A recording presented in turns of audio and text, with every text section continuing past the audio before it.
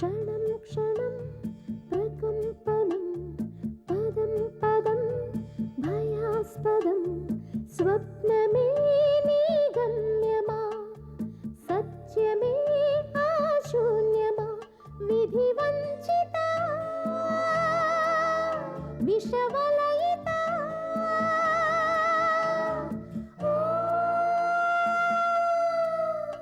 అన్వేషిత అన్వేషిత అన్వేషిత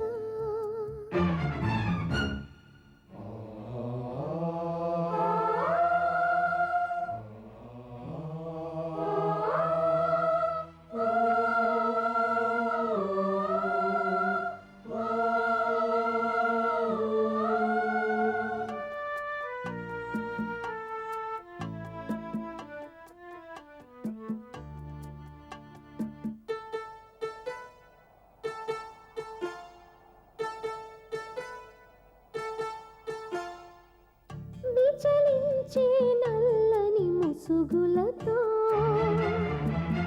విషమించే అసురుల విసురులతో వలలో చిక్కిన గువ్వలా వరదకు బెదిరిన లేగలా విలవిలలాడుతున్నావు నీ వేదన తీర్చేవారెవరు విధి వంచిత విషవలయిత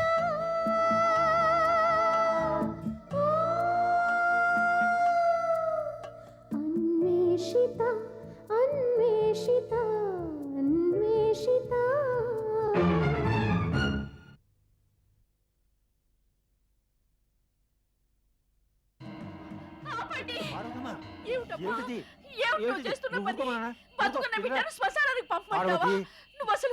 మనిషివేనా అలా చూస్తూ ఊరుకుంటావేమిటయ్యా నువ్వైనా చెప్పరాదు నీకు దండం పెడతాను నా బిడ్డను విడిచిపెట్టు నా బిడ్డను విడిచిపెట్టు ఈ మస్తానమ్మ సహాయం కోరాక మధ్యలో ఎందుకు ఏమిటి అని అడగరు ఎవరు.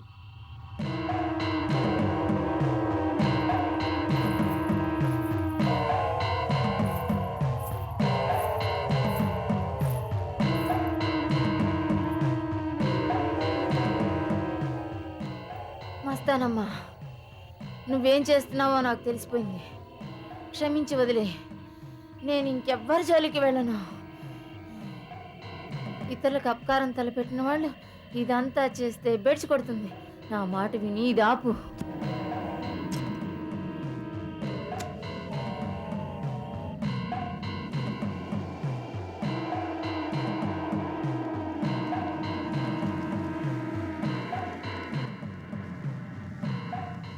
పాడే తీసుకురండి.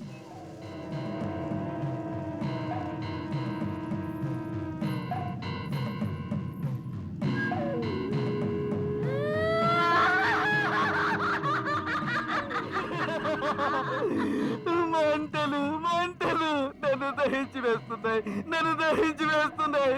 వదిలే. అయ్యో మంటలు మంటలు మంటలు నన్ను దహించి వేస్తున్నాయి. నన్ను వదిలేయి, నన్ను వదిలేయి. ఆగండి. పాడ నేల మీద పెట్టద్దు. మీకేం భయం లేదు. మీ ప్రాణాలకు నా ప్రాణం అడ్డు. వస్తానమ్మా, నన్ను తగలబెట్టేస్తున్నావు కదే, క్షమించమన్నా వదలవు కదే. నీ మంత్రశక్తితో నన్ను దహించి వేస్తున్నావు, నన్ను ఎవరి జోలికి వెళ్లకుండా చేస్తున్నావు. కానీ నాకు చావులేదే, 7 జన్మల దాకా పీడిస్తూనే ఉంటానే. 15 ఏళ్ల క్రితం మా తాత చేసుండాల్సిన పని ఈ రోజు నేను చేశాను. మనసులో ఏవో కోరికలు పెట్టుకుని నీ ఊరు వదిలిపెట్టి ఊరొచ్చావే, అవి ఫలించకుండా చేస్తారా? నాకు పట్టిన గతే నీకు పట్టేలా చేస్తారే.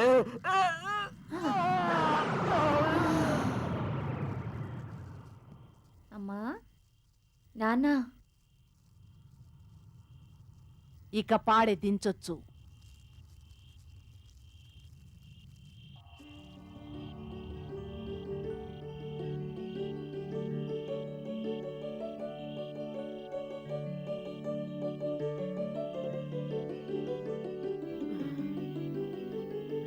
అమ్మా, మా తల్లి గండం గడిచిన తల్లి అంతా తగ్గిపోయిందిలే లోపలికి తీసుకెళ్ళండి.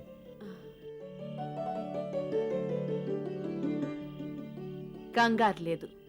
ఇక మీ అమ్మాయికి ఎటువంటి భయమూ లేదు. ఈ రోజు రాత్రి హాయిగా నిద్రపోతుంది. తెల్లవారుజామున మెలకు వస్తుంది. ఆవు పాలు పచ్చివి తాగించండి. నన్ను క్షమించమ్మా. ఇందాక అనరాని మాటలేవో అన్నాను. నా బిడ్డను కాపాడిన మహాతల్లివి నువ్వు. మీకన్నా వయసులో చిన్నదాన్ని నేను. అలా క్షమించమని అడగకూడదు.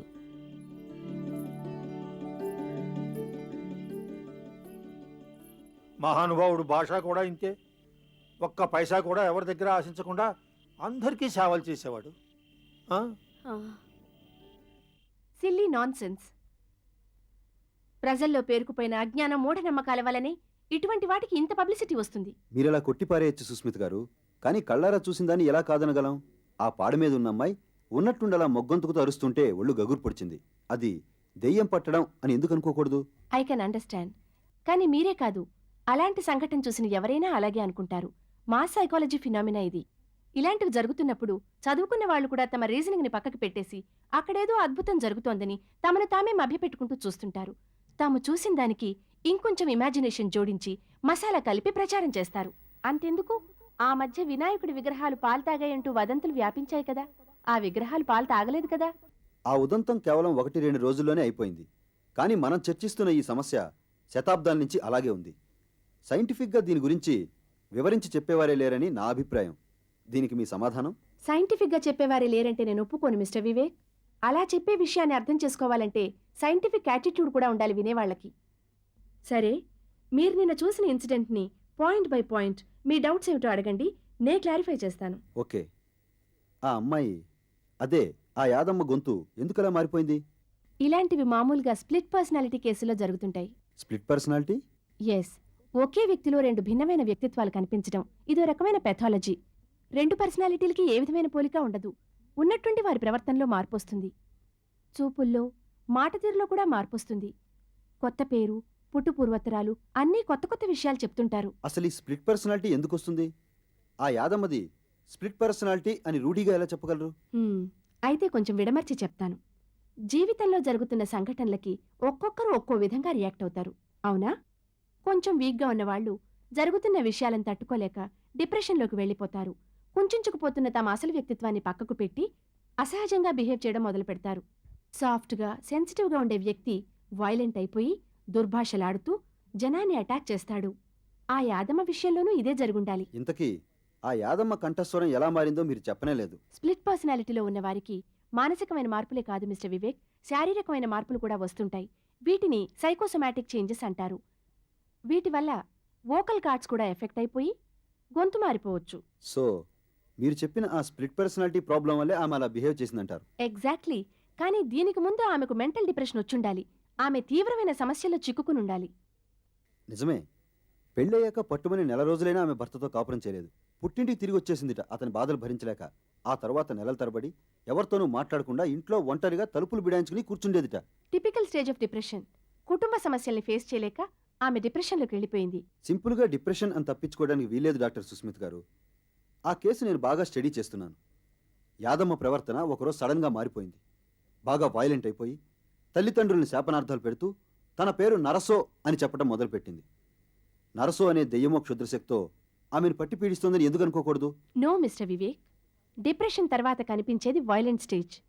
డిప్రెషన్లోంచి బయటపడే ప్రయత్నంలో అసహజమైన మరో వ్యక్తిత్వాన్ని తమదిగా చేసుకుని వైలెంట్గా మారిపోతూ ఉంటారు స్ప్లిట్ పర్సనాలిటీ పేషెంట్లు. యాదమ్మ విషయంలోనూ అదే జరుగుండాలి. Doctor Jekyll and mister Hyde కథ మీరు చదివే ఉంటారు. స్ప్లిట్ పర్సనాలిటీ గురించి అందులో ఉంది. కానీ డాక్టర్ సుస్మిత, యాదమ్మ పాడి మీద కూర్చున్నప్పుడు ఆమె మొహం కూడా వికృతంగా మారిపోయింది. మరి దాని మాట ఏంటి? మొహం వికృతంగా మారడం ఏమిటి? Non sense. మీరు చూసారా? కోర్స్ నాకు కనపడలేదనుకోండి, కానీ అక్కడ జనం స్పష్టంగా చెప్పారు అలా మారిందని. Wild imagination. కొందరు ఆ వాతావరణంలో అలా భ్రమపడి ఉంటారు. మేబీ. కానీ ఏ చికిత్స లేకుండా నేను చూస్తుండగా మళ్ళీ యాదమ్మ మామూలు మనిషి అయిపోయింది. ఇది నా భ్రమ కాదు కదా? నో. ఆ అమ్మాయిని బావి దగ్గర కూర్చోపెట్టి బిందెల కొద్దీ నీళ్లు నెత్తిన గుమ్మరించారని చెప్తున్నారు. అది షాక్ ట్రీట్మెంట్లా పనిచేసుంటుంది. మా ప్రాక్టీస్లో అయితే ఎలక్ట్రిక్ షాక్ ఇస్తాం. ఇక ఆ అమ్మాయిని పాడి మీద పడుకోబెట్టి శ్మశానానికి తీసుకెళ్లడం ఒక ఎమోషనల్ షాక్ లాగా పనిచేసుంటుంది. ఈ 2 రకాల షాక్స్ వల్ల ఆ అమ్మాయి నార్మల్ అయిపోయింది. అయితే ఆ మంత్రకత్తె ఓ సైకియాట్రిస్ట్లా ఈ స్ప్లిట్ పర్సనాలిటీ అనే క్లిష్టమైన కేసుని క్యూర్ చేసిందనా? నో నో నో, సైకియాట్రిస్ట్గా కానే కాదు. ఎందుకంటే ఈ పద్ధతులు ప్రిమిటివ్ అండ్ డేంజరస్. పైగా వీటి వల్ల ప్రజల్లో మూఢనమ్మకాలు పెరుగుతాయి. ఈ పర్టికులర్ కేసులో ఆ అమ్మాయి అనుకోకుండా క్యూర్ అయింది. అలా జరగకుండా ఉంటే అదేదో ప్రాణం తీసే దెయ్యం పట్టిందని చెప్పి తప్పించుకుంటారు. So thank you doctor Sushmita, చాలా సైంటిఫిక్గా వివరించి చెప్పారు. Pleasure is mine.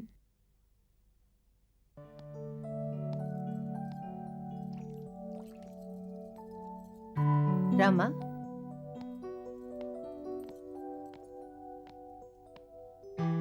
కూర్చో.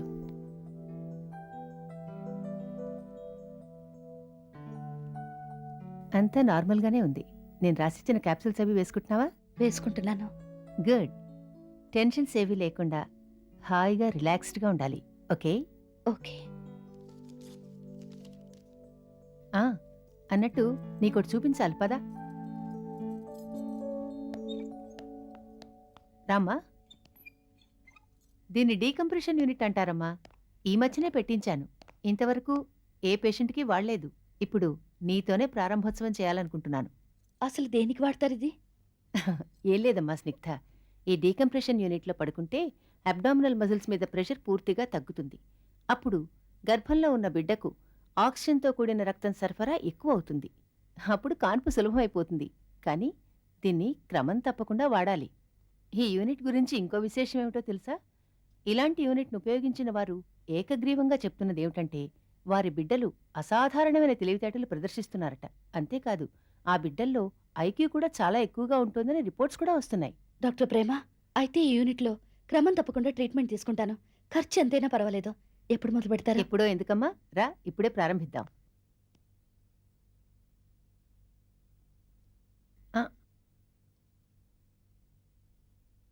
ఓకే.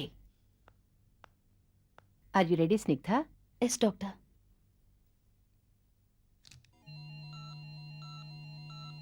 ప్రెషర్ తగ్గిస్తున్నాను. ఇబ్బందిగా ఉంటే చెప్పమ్మా. ఎలా ఉంది? కాళ్ళు తేలిపోతున్నట్టుంది. ఈ ట్రీట్మెంట్ కోసం నువ్వు వారానికి 2 సార్లైనా రావాలి. ఇంకా డెలివరీ అప్పుడు నీకేం ఇబ్బంది ఉండదు. Yes doctor.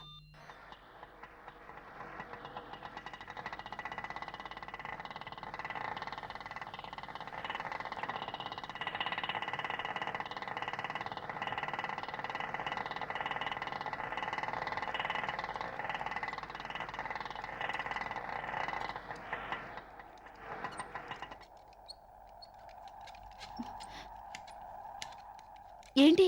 ఏమైంది? పెట్రోల్ అయిపోయిందమ్మా. ముందే చూసుకోవద్దా? ఎంతైంది? తీసుకో.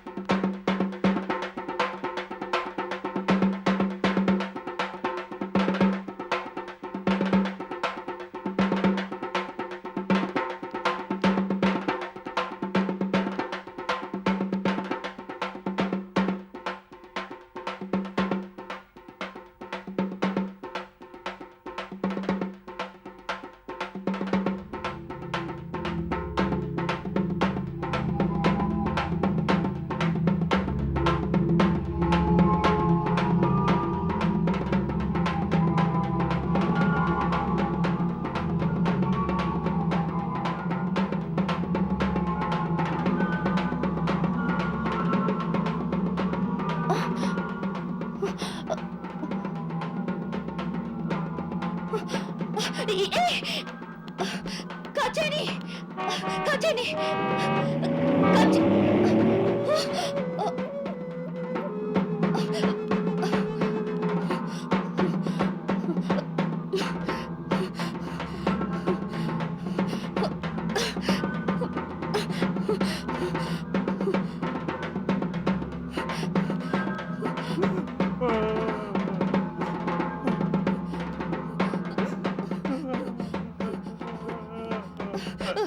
చైన్ ఎక్కడ? అయ్యయ్యో ఈమె కాచాయిని కావాలంట. ఇంకెక్కడికి వచ్చాయనమ్మా, మమ్మల్ని వదిలిపెట్టి వెళ్ళిపోతుందమ్మా.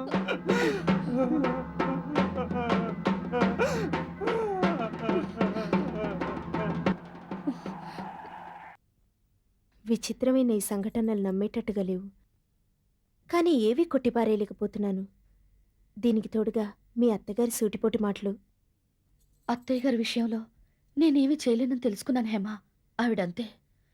ఇదంతా నా దురదృష్టం సరిపెట్టుకుంటాను. కానీ ఇంటా బయట మనశ్శాంతి లేకుండా చేస్తున్న మిగతా విషయాలేంటి? హేమ, నాతో పాటు వికారాబాద్ వస్తావా? ఒక్కసారి ఆలయంలోకి వెళ్ళి చూసొస్తే గాని నా మనసు కుదుటపడదు. తప్పకుండా వస్తాను స్నిగ్ధ. మా వారి ఈ నెలాఖరికి ఢిల్లీ నుంచి వచ్చేస్తా అన్నారు. నో, అన్నాళ్ళ దాకా ఆగలేను. ఇవాళే, ఇప్పుడే వెళ్ళాలి. తొందరే ఉంది స్నిగ్ధ. శ్యామ్తో చెప్పకుండా నాతో రావడం ఇష్టం లేకపోతే నిన్ను బలవంత చేయను. నేను ఒక్కదాన్ని వెళ్ళొస్తాను. వస్తాను. Snigdha, don't be childish. నిన్ను మాకు అప్పచెప్పి వెళ్ళారు మీ వారు. సరే, వెడదాం పద. కానీ సాయంత్రం కల్లా తిరిగి వచ్చేయాలి, సరేనా?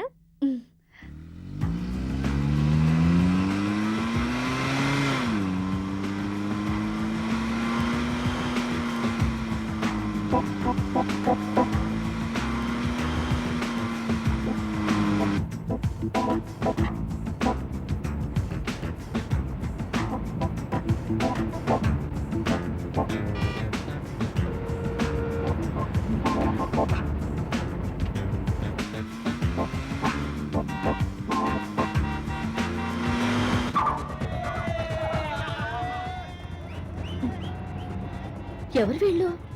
ఇందాకటి నుంచి ఫాలో అవుతున్నారు.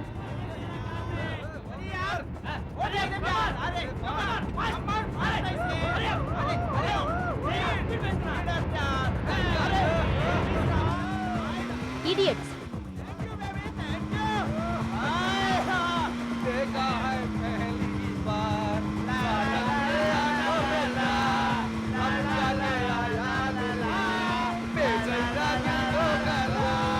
అచ్చోసిన ఆంబతుల్లా తిరగడం తప్పితే ఇంకేం పనుంది?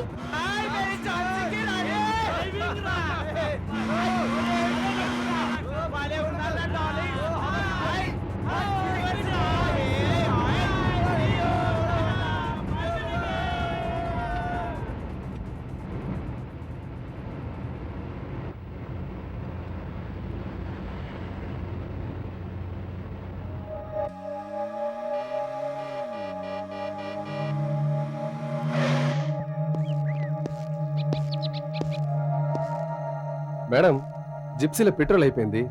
మేము అనంతగిరి హిల్స్ వెళ్ళాలి. ఇఫ్ యూ డోంట్ మైండ్ మీ కార్లో లిఫ్ట్ ఇస్తారా? ఏ మిస్టర్, మేము అక్కడికే, కానీ జీప్ రోడ్డుకి అడ్డంగా ఉంది. పక్కకు పార్క్ చేసి రండి. Okay, thank you. ఏమిటి స్నిగ్ధ, వాళ్ళకి లిఫ్ట్ ఇస్తానంటున్నావు ఏంటి? వాళ్ళని చూస్తే రౌడీ విధానం తెలియట్లా? వాళ్ళ జీప్ లో నిజంగానే పెట్రోల్ అయిపోయింది అనుకుంటున్నావా?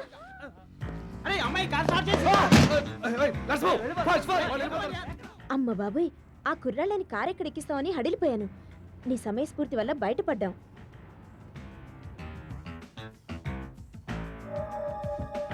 హేమా, మన గమ్యం దగ్గర పడుతోంది. ఎస్, ఇక్కడే ఇక్కడే.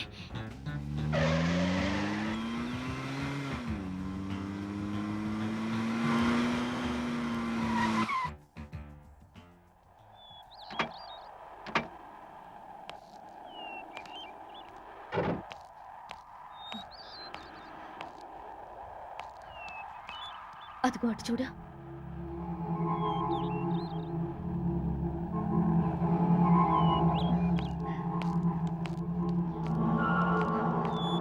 స్నిగ్ధ, ఇక్కడేనా? Are you sure? ఈ చోటు ఎలా మర్చిపోతాను? ఇక్కడికి రావడం మూడోసారి. మూడోసారా? స్నిగ్ధ, ఏమిటా తొందర? ఇటే వెళ్ళుంటారు, పోనీరా. Fast fast. అదిగోరా కారు అక్కడ ఉంది. రివర్స్ చేయరా.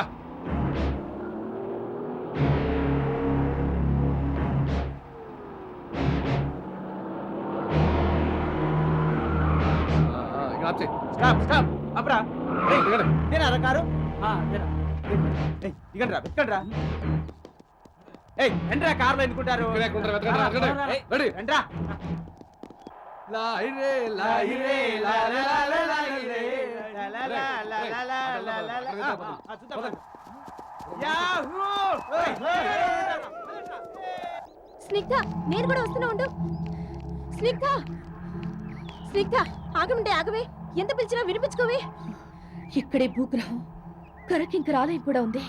కిందకెళ్ళడానికి దారటుంది. నాతో రా. అదిగో నగరానాదం కూడా వినిపిస్తుంది. నగారానాదమా? నాకేం వినిపించట్లేదే. స్నిగ్ధ ఆగు స్నిగ్ధ.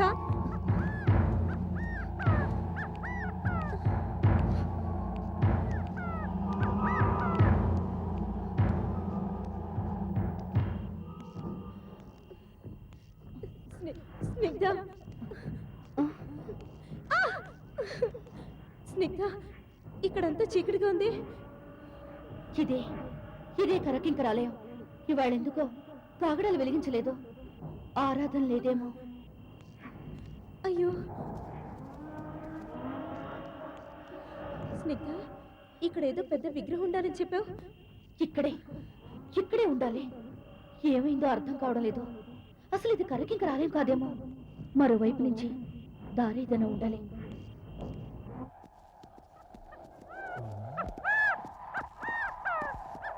రే లోపలికి వెళ్ళారేమరా, చూద్దాం పదండి. పదండి రా. ముల్లకంపం జాగ్రత్త. ఏయ్ అరే నెమ్మదిగా రా. బా మీద పడగరా. ఆగరా, చీకటిగా ఉంది. ఆగరా. చేపట్టు లాగా బాగా. ఏయ్ ఉండరా.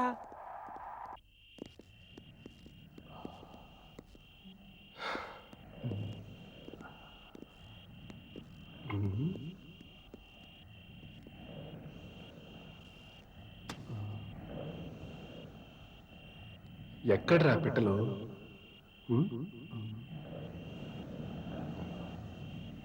రే రండ్రా. రారా. పెడదాం పద స్నిగ్ధ. ఇక్కడ ఏమీ లేదు. ఇక్కడ ఉంటే నాకు ఏదోలా ఉంది. త్వరగా పెడదాం పద. భయం దేనికి హేమ, చూద్దాంరా. Hello ladies. స్నిగ్ధ వాళ్ళే. పైకి రండి, పార్టీ చేసుకుందాం. మీరు పైకి రాకపోతే మేమే కిందకు వస్తాం. పదండ్రా, కిందకి వెళ్ళి వాళ్ళతో చీకట్లో తొందరగా ఆడుకుందాం. ఇక్కడి నుంచి బయటపడడానికి ఇంకో దారుంది. పద.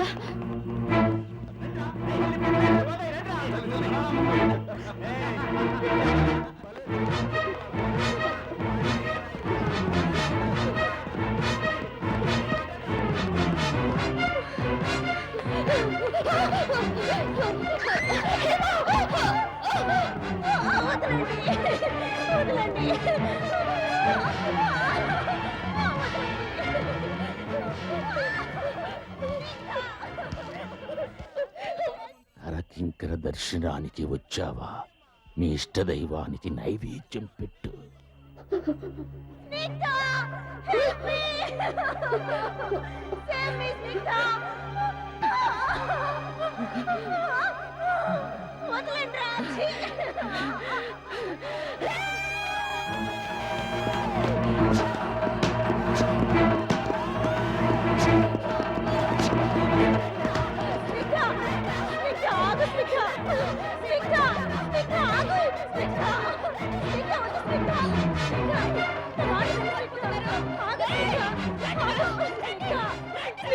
నీ ఒంటి మీద అంతా రక్తం. ఇది ఎక్కడ దొరికింది నీకు? కరకింకర కొడవలి. నైవేద్యం పెట్టడానికి ఇది లేకపోతే ఎలా?